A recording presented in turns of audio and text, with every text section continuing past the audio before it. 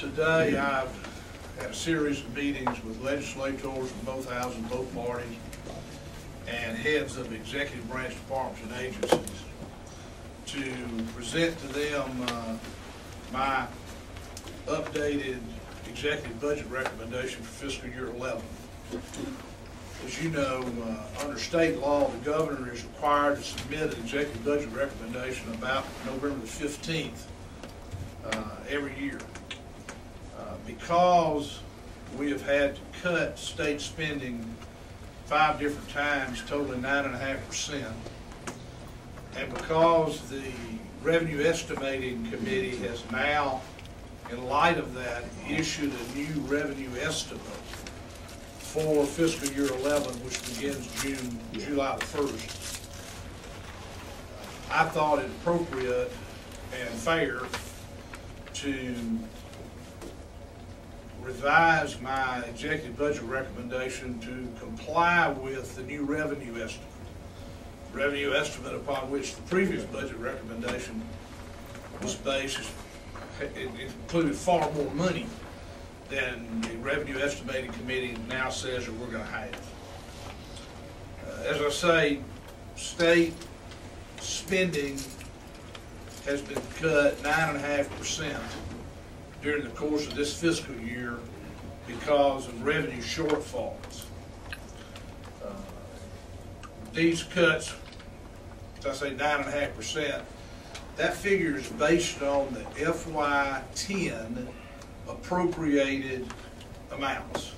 So when I say budget cuts for this year are 9.5%, 9.5% less than the FY10 appropriation. Higher education would be funded at $347 million for institutions of higher learning, our universities. That's a 12% cut below FY10 appropriated. Community colleges would be funded at $216 million, which is a 10.9% cut below FY10 appropriated. Because ag units are cut more than the general universities, the overall cut for higher education is about 12.1%. Social services, Medicaid, spending is up a little bit in this budget, not as much as you might expect, but the reason, of course, is that we're getting see if I can work it out in my mind, $375 million a year in Medicaid money out from the federal government. What actually happens is we put that money into Medicaid and then take some of the Medicaid money and spread it around other departments and agencies so that they're able to not take as big of cuts. We anticipate Medicaid spending will go up some because of a continued increase in the number of people on Medicaid. I do anticipate that that increase is going to slow down.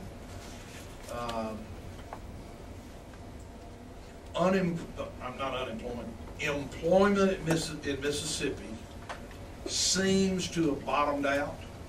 I emphasize seems, we can't tell for sure, but we entered the recession later than most states.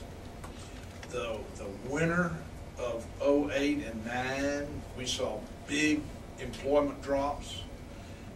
By spring, that rate of descent was not as bad, and then we had another dive late in 2009. Now, after a very bad beginning of the year, the last month or two looks like we may be bottoming out. We're not going to count on that, but we can be hopeful. Human Services budget's $121 million, a very tight budget. Big part of the increased costs there for the Olivia Y case, where we're continuing to be mandated by the federal court to spend money. Law enforcement, corrections, in my budget will receive $312 million, a 4.8% cut. This is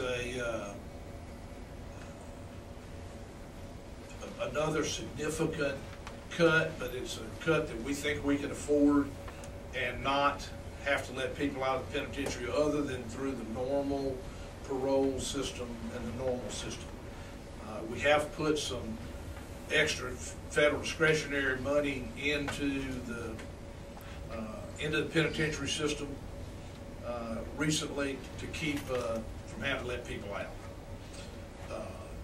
Highway Patrol and Bureau of Narcotics take an 8% cut, a 12% cut for the headquarters for the administrative side of the Highway Patrol, also for the medical examiner, and I believe a 10% cut for the crime lab. I mentioned earlier the governor's office will take a 15.8% cut below FY10 appropriated. The tax commission takes a cut, but a lot of it is because there was a one-time expenditure that was in their budget last year. We are actually giving them $2.2 million of extra funds to hire more auditors and enforcement people with the belief that we'll collect more money that way. That's something that we in the legislature agreed on.